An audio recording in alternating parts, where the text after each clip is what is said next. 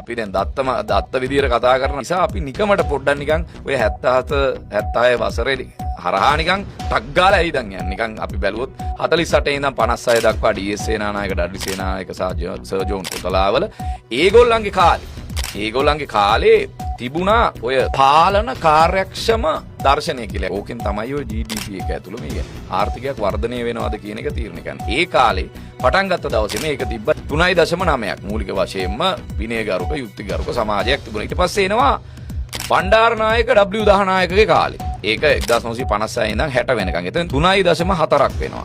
සුබ සාධන ව්‍යාපෘති පටන් ගන්නවා, ණය ගන්න පටන් ගන්නවා. ඔන්න ඔතන තමයි ওই ණය ගැනීමේ, ණයබර වැඩිවීමේ ආරම්භය අපිට පටන් ගන්න. මේක අපිට ඇත්ත කියන්න වෙනවා. දැන් අනුරට මේ උරුම වෙච්ච එක ගැන කියනකොට අපි විශ්වාස කරන දේශපාලන මතවාදවලත් අඩුපාඩු තිබුණා නම් ඒවා අපිට කියන්න වෙනවා. 1965 සිරිමාව බණ්ඩාරනායකගේ කාලේ සංවෘත ආර්ථිකයක් නිසා ආර්ථික වර්ධන වේගය අඩාල වෙලා ණය දෙගුණ වෙනවා. එතකොට 1.1ට අඩු වෙනවා. ඔය කියන අර මේ පාලන කාර්යක්ෂමතා දර්ශකයේ අඩු වෙනවා. ඊට පස්සේ ආයෙත් ඩඩ්ලි සේනානායක 65 70 කාලේ 2.9යි. කෘෂිකර්මයේ පුනරුදයක් තිබුණාට පුනර්ජීවනයක් තිබුණාට ණය ගැනීම ශීඝ්‍රයෙන් ඉහළ යනවා. ඒ නිසා මේක 2.9 තියෙනවා. ඊට පස්සේ ආයෙ 70 77 සිරිමාව බණ්ඩාරනායක යුගයේ එනවා. ඒකත් 2.8යි තියෙන්නේ. එතෙන්දි ප්‍රශ්නයක් එනවා 71 කැරැල්ල ලෝක තෙල් අර්බුදේ ඕගේ ප්‍රශ්න ටිකක් ඇවිල්ලා මේක නැවතත් අර 2.8 තියෙනවා. ඊට පස්සේ ඔන්න අපි අද වැඩි හරියක් විවේචනය කරන සහ සමහරලාට අගය කරන දෙකම එන ජේ.ආර්. ජයවර්ධනගේ 77 89 යුගයේ එනවා. ඕකෙදී GI එක අඩු වෙනවා තවත්. 1.4ට අඩු වෙනවා. විවෘත ආර්ථිකය හඳුන්වා දුන්නත් අස්තවාදයේ අභ්‍යන්තර ගැටුම්, JP ප්‍රශ්න, 83 ජූලි කලබලය මේ ඔක්කොමත් එක්ක ණය ගැනීමත් වැඩි වෙනවා. මේ ඔක්කොමත් එක්ක ඕක ආයෙ අඩු වෙනවා. ඊට පස්සේ 89 යුගයේ ප්‍රේමදාස යුගයේ DV විජේතුංග ප්‍රේමදාස යුගයේ ඔන්න ඕක ආයෙ 3.1ට වැඩි වෙනවා. යුද්ධයක් තියෙනවා. ඇඟලුම් අපනයනය දියුණු කරනවා. ආර්ථිකය ශක්තිමත් කරනවා. GDP එකෙත් යම්කිසි වර්ධනයක් ওই කාලේ තියෙනවා. 94 2005 චන්ද්‍රිකා බණ්ඩාරනායක යුගයේ. එතුමාගේ යුගයේ මේක 6.1ට වැඩි වෙනවා. ඔන්න ආයෝජන පිළිබඳ විශ්වාසය වැඩි වෙනවා. ණය අනුපාතය තියුණු ලෙස පහත වැටෙනවා. ආර්ථිකය යම්කිසි ප්‍රමාණයකට ස්ථාවර වෙනවා. හැබැයි දැන් අපිට කොච්චර විවේචනය කරත් මම විශ්වාස කරන දේශපාලන මතවාදයේ නොහිටියත් අපිට කියන්න සිද්ධ වෙනවා. දත්ත මතවාද නම් අපි කතා කරන්නේ 2005 මහින්ද රාජපක්ෂ යුගයේ 8.8කට යනවා. මහින්ද හොරාගේ කාලේ. නිදහසෙන් පසු ලංකාවේ වඩාත්ම ඵලදායී දශකයේ විදියට ඒක නම් කරනවා. 30 අවුරුදු යුද්ධය අවසන් කරනවා. යටිතල පහසුකම් සංවර්ධනය කරනවා. සංචාරක ව්‍යාපාරය දියුණු වෙනවා. GDP එක සිව් ගුණයකින් වැඩි වෙනවා. ණය අනුපාතය පහත වැටෙනවා. හරිද? ඒ කියන්නේ debt to GDP කියන ණය අනුපාතය පහළට. ඒක මැනේජ් කරගන්න. ඒවා මොනවා කෙරුවත් මහින්ද හොරා. ඊට පස්සේ 2015 2019 ඔන්න යහපාලන ආණ්ඩු මෛත්‍රීපාල සිරිසේන රනිල් වික්‍රමසිංහගේ කාලේ GI එක නැවතත් 1.9ට අඩු වෙනවා.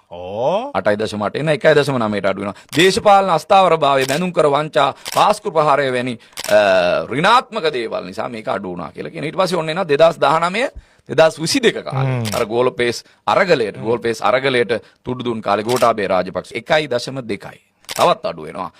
බදු කප්පාදුව, කොවිඩ් වසංගතය, පොහොර තහනම වැනි වැරදි ප්‍රතිපත්ති නිසා මේක කඩා වැටෙනවා. ඉතිහාසයේ ප්‍රථම වතාවට ලංකාව බංකොලොත් වෙනවා. ඔන්න අනුරගේ උරුමය. එතකොට එනවා ඊට පස්සේ රනිල් වික්‍රමසිංහගේ යුගයේ.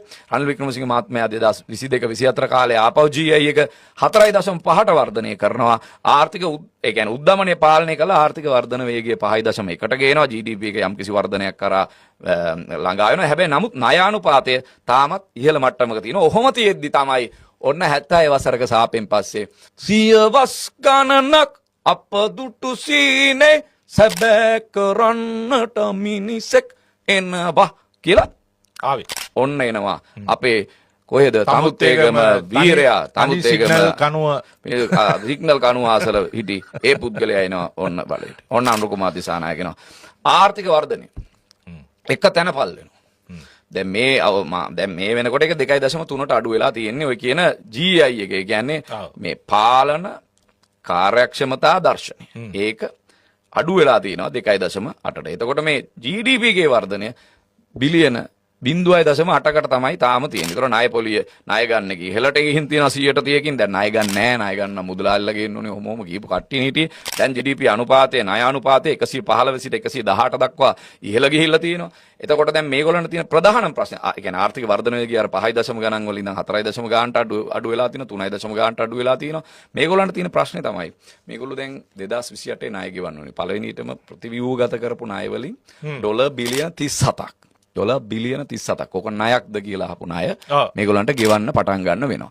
එතකොට අපි 2027 මේ තියෙන අර අවුරුදු පහේ මේ IMF පළවෙනි කාර්තුව අවසන් වෙනවා. ඒ කියන්නේ පළවෙනි අවුරුදු පහ ඉවර වෙනවා. ඒතර IMF ප්‍රෝග්‍රෑම් එකත් අපිට ඉවර වෙනවා. ඊට පස්සේ අපි අලුත් IMF ප්‍රෝග්‍රෑම් එකකට යනවා නම් යන්න ඕනේ. ඊට කලින් මේගොල්ලෝ ගේනවා කිව්වා අලුත් debt sustainability analysis එකක්, අලුත් විකල්ප ක්‍රමයක්.